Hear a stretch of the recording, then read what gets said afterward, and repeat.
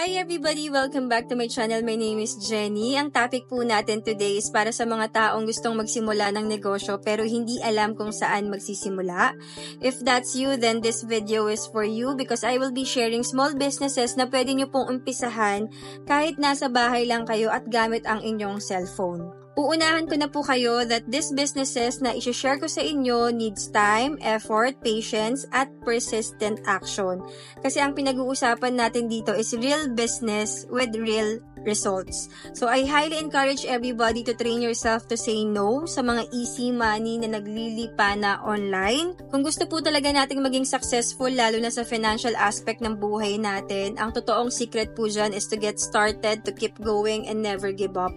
Kasi wala naman po talagang instant. Kaya please save your time, money, effort, and mental health sa mga easy money na yan kasi hindi po yan totoo. First business na pwede nyo pong umpisahan kahit nasa bahay lang kayo gamit ang cellphone nyo is the affiliate business. So you being an independent promoter, magpo-promote ka lang po dito ng mga products and whenever may sales na ma-generate yan because of the promotional activities na ginagawa mo, you will earn a commission. So this is a low risk and high potential business kaya kung mapapansin nyo ang daming interesado to become an affiliate. Like seriously po kung madiskarte kayo, no puhunan, no problem sa pagiging affiliate. And kahit nasan man kayong parte ng mundo, pwede po kayong mag-affiliate. So, you can do the affiliate business through posting. Pwede po kayong mag-post ng mga products gamit ang inyong social media accounts, providing the affiliate link. And then, meron din tayong tinatawag na live stream affiliate. So, instead of posting, ito namang mga affiliate na to, ang ginagawa nilang strategy is doing a live streaming.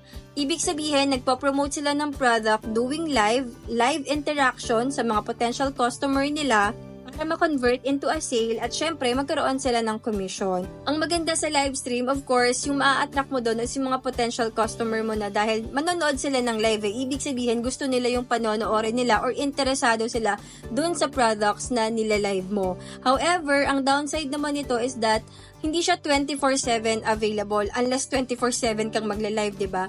Pero the good news, if gusto mo talaga siyang karirin, pwede mong gawin yung live stream at the same time pati yung posting.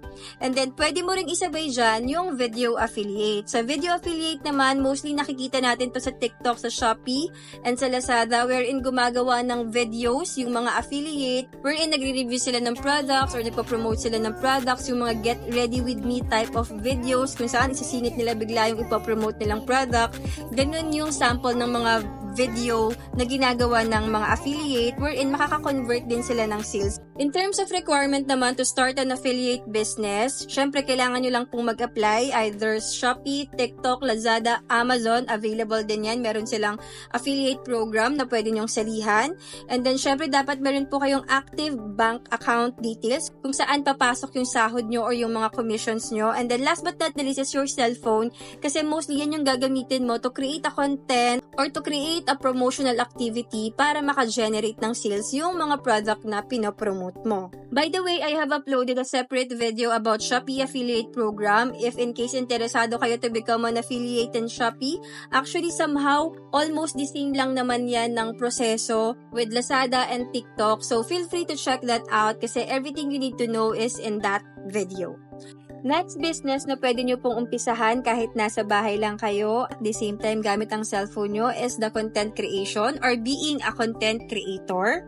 Dito naman kikita po kayo through ads, sponsorship, selling of products, and pwede nyo rin pong i-incorporate dito yung mga affiliate business nyo or affiliate links ninyo. Like for example, ito pong ginagawa ko sa YouTube na knowledge sharing. This is a sample of content creation. Same goes with podcasts at sa FB Reels. As a small content creator, share ako sa inyo ng tips. Number 1 tip ko sa inyo is be intentional. Kapag sinabing intentional, wag po kayong gumawa ng content para lang may masabing content kayo. Kasi sobrang liit talaga ng chance na mag-work yun for you unless sobrang swerte mo. Kaya remember, quality over quantity. And then next na tip ko sa inyo is to contribute. Always do your business in an ethical way. Ang ibig sabihin po nun, doing what's right and doing what's good kahit walang nakakakita sa'yo. So, make sure na pag gumawa po kayo ng content, something that will serve other people.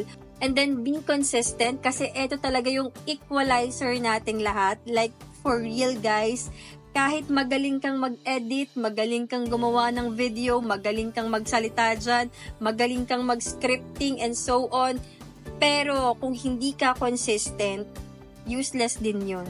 Kasi if you really wanted this to be your business, you have to be consistent. The next is GCash, cash in and out, tsaka yung payment bills nila. This is one of my favorite kasi super easy niya pong umpisahan. Like magpagawa ka lang ng simpleng tarpaulin sa labas ng bahay mo or pwede nga magsulat ka lang sa karton, then pwede ka nang mag-start agad. Lalo na kung nasa mataong lugar po kayo, ang bilis po ng income dyan. I mean, based on experience ng aking kapatid. Though syempre kailangan nyo dyan ng on-hand na pera, at the same time, dapat may laman din yung GCash nyo kasi dun po nangyayari yung transaction. Pwede nyo rin po itong gawin kahit empleyado kayo, especially kung alam mong merong demand sa trabaho mo. Story time lang since yung kapatid ko po ay may sari-sari store at GCash, cash in and out, pati yung payment bills na yan. Ang kinikita niya sa GCash is around 500 to 1,000 pesos a day. So imagine, 500 a day is 15,000 per month. Tapos yung 1K a day is 30,000 a month. Hindi ko po kayo sa hinahype kasi hindi naman po ako taga GCash at hindi nila ako representative.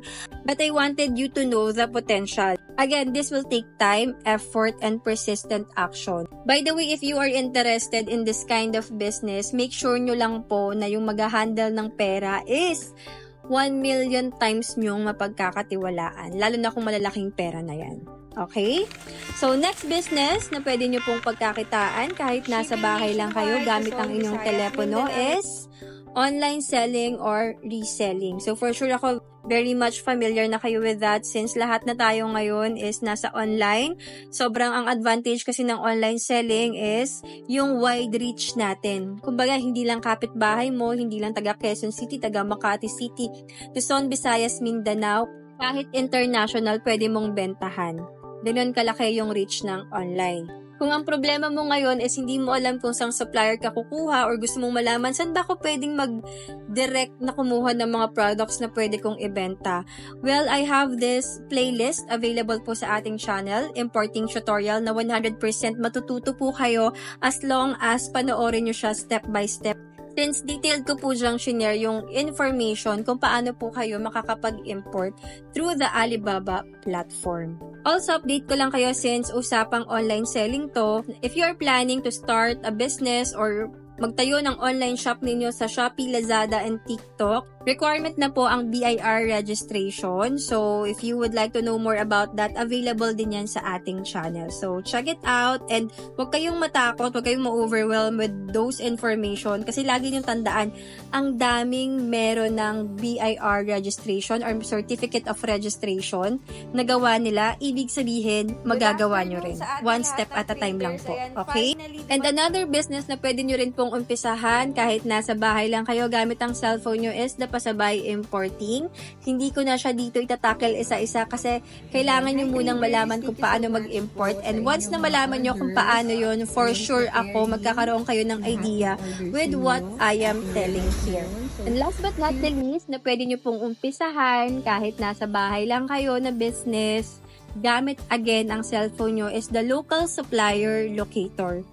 Ako, since lagi akong online, ang dami ko na pong na-compile ng mga supplier na nakita ko online na kung sa tutusin, kung magpo-focus lang ako, pwede ko siyang gawing business. Kasi ang daming tao na naghahanap ng mga supplier, gusto nilang makita saan ba nakukuha tong mga products na to? Sino ba yung direct supplier ng mga bales na to or ng mga laptop na to, mga tumbler na to, mga bags na to, and so on.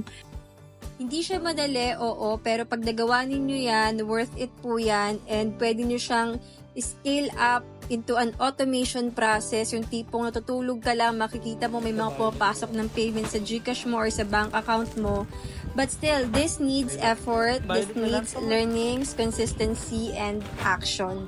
As usual po, ang request ko sa inyo, if meron po kayong natutunan o sa tingin nyo merong tao na walang trabaho ngayon, naghahanap ng trabaho, or maraming spare time, please feel free to share this video. Baka maging interesado sila to one of the small businesses na shinare ko sa inyo. This is 100% legit businesses. So that's it for today and see you in our next knowledge sharing.